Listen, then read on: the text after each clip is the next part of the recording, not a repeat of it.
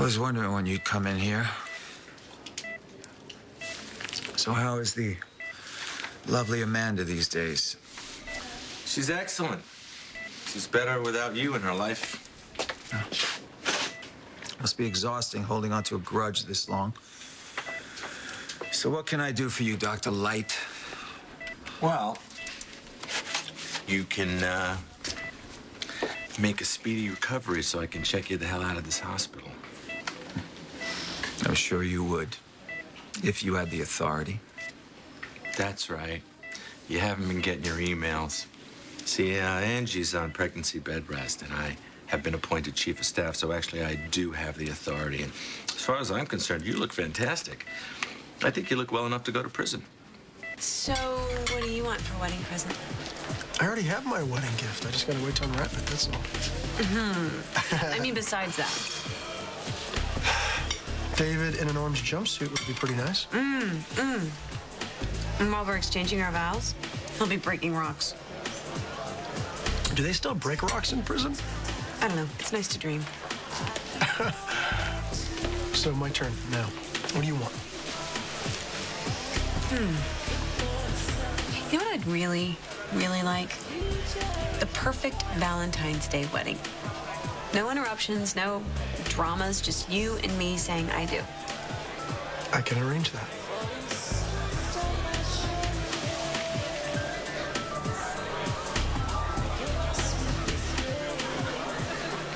Honey, I don't want to leave you like this. I'll be okay. I'm fine. You don't look okay. I kept on thinking that Damon and I had a chance. That I wasn't gonna give up. Honey, is there anything that I can do? I think you've done enough. Annie tells me you've been following her. Following her? Yeah, because you want her back. That's funny. It's hilarious. Now get the hell out of here. Or what? Wow. Let's see. Not exactly my taste. But then again, I guess you and Annie, all you really need is a bed, We work here. I'm sure you do. You're not fooling anybody, JR. Now, if I found out about your love nest, who's next? Marissa? Give me that phone. This belongs to JR. I said, give me the phone. It's too late. I've already heard every pathetic word. I don't even know what you're talking about. I'm losing it here? I'm 5 minutes away from doing something we'll both regret? So I'm an emotional person. Emotional? You're out to get JR back, and that affects my son. I think it's time that JR knows how crazy you really are.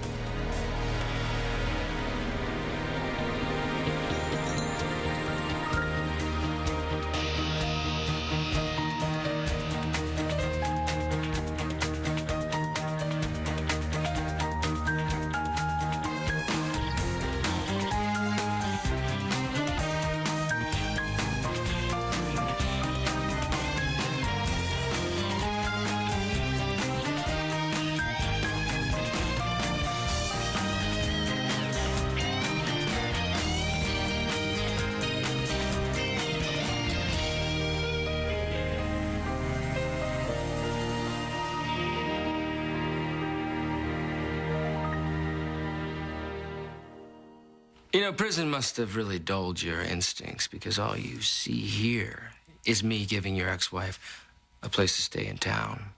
Nothing else. No friendly benefits, huh? No.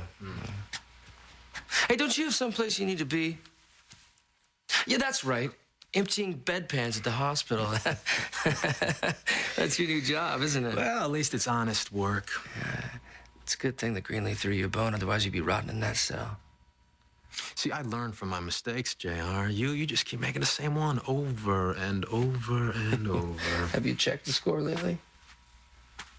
JR, everything to Scott. Nothing. Well, it's a hell of a lot better than having Annie spinning out of control. See, that's where we differ. Nothing is ever out of my control. Yeah, I'm sure you believe that. So what's your big plan now? You gonna take all this to Marissa? Hopefully you get a little pat on the head. No. I'm out of this. I'm sure you're quite capable of blowing up your own life without anyone's help. Or maybe Annie will. Is that supposed to be a warning? Shut just some free advice. What's family for? They prove that you're losing it. No, they prove that you're jealous and overreacting. Do you want to hear yourself? I can play them again. Look, I was worried. I thought that I was being followed, which I was, by Scott. If that were true, and I highly doubt it, then why are you so desperate to get your hands? It is none of your business. I think you want to erase the messages so that JR doesn't hear how pathetic you said. That is not true. I think I'm going to listen to Give me again. the phone. Give me the... I understand why you feel embarrassed, but that's not it, is it? You're terrified that JR is going to find out who you really are, and then he'll be done with you for good. Shut up. You don't know anything. Fine, we'll just let JR decide. No, we won't. Give me the phone. Calm down. Give me the phone, or I swear to God, I will... I'm sorry. Who exactly do you think you're talking to? I know exactly who I'm talking to. Yes, I'm Colby's mother, and you don't belong here, so if you please excuse us. I live here. Okay, so why don't you find another room to go be obnoxious in? Look, you did your whole mom thing for Colby at the party. Why don't you let me take care of her now? Excuse me. I don't need you or anybody else taking care of me, okay? I'm not invisible. Excuse me. Hey, let her go. Okay, what exactly is your problem here?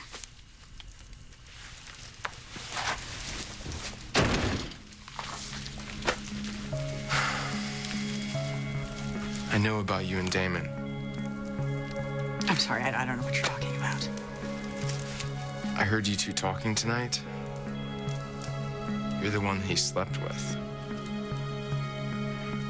So without even an examination, you've already reached a diagnosis. You're going to have an examination, Dave. It's just not going to be from your good friend Griffin Castillo. No, of course not. You wouldn't want one of your best doctors working on me, right? No, see, the problem is I think he's a little sweet on you. The whole teacher-student thing, and he doesn't know you like I know you. Really? And what do you know? Well, I know never to turn my back on a snake. And I know that if you appear weak, it's because you want everybody to think you're weak, and maybe we'll lower our guard. I'm confident, though, when these tests come back, it'll show that you are ready to rock and roll. Right. Well, I guess it slipped your mind that I'm also co-owner of this hospital. Well, then I guess you're going to have to just run your half from behind a prison wall, Dave. I'll tell you what, why don't you wait to celebrate until the examination, okay? I see what's wrong. You are afraid that no one's going to give you a proper examination, but you don't have to worry about that, Dave, because this is not the hospital that you tried to run into the ground. Oh, my gosh. Oh, noble Dr. Martin, crusading physician. I'm sure you're hoping they erect a statuette in your honor someday, right? Everything is a joke to you. I guess that's what happens when you're just a miserable human being. You lose all your power, and nobody cares about you anymore. Really? And how do you know what's going to happen to me? Well, I don't, but I'm assuming you'll try to play all the angles. I just think the odds are against you this time because everybody's on to you, Dave. No more surprises. So you think a man who staged his own death, survived all this, is going down for good?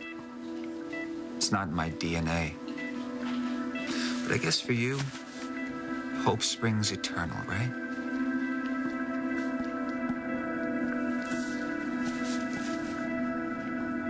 Is it cool if I just go talk to her for a second? She's got to hear it sometime.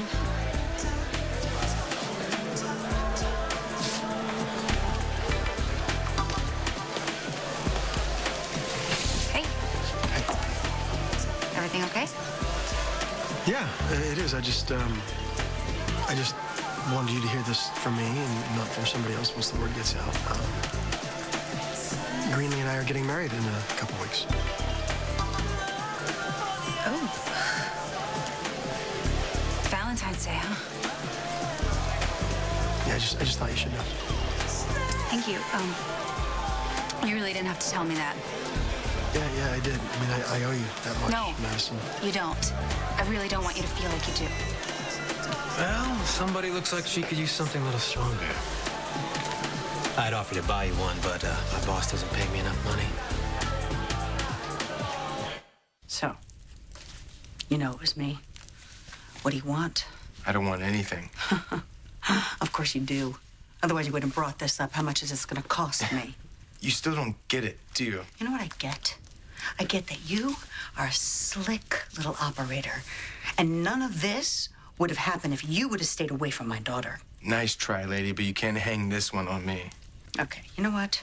You just tell me what I need to do to keep you from destroying my daughter, because if you say anything, that is exactly what you're gonna do. Listen to you. Mother of the year. You sleep with your daughter's boyfriend and then try to pay me off to keep quiet? And if I don't, and she gets all messed up, what? It's my fault? Doesn't anyone know how to be a good parent around here? Oh, you do not know me. I know Colby deserves more than you. But hey, you know, she's stuck. And right now, she needs a mom. Even one like you. So relax. I'm not gonna say anything. Thank you. I'm not doing this because of you. And I swear, if you hurt her one more time, I'm gonna tell her everything. No matter how much it destroys her. Just so you can't hurt her again.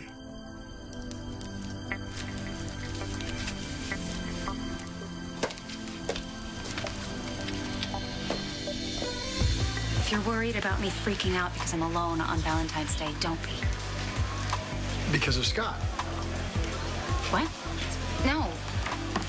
No, I'm not there yet. Okay, I'm sorry. I didn't mean to jump to conclusions like that. Scott's a great guy, and I do like him, but I just can't turn off my feelings that quickly. Not that I have any for you anymore. Well, that looks pretty intense. Ryan's breaking the news to Madison about us being engaged. Does that make you nervous? Why should it? I have nothing to be nervous about. Oh, you have plenty to be nervous about.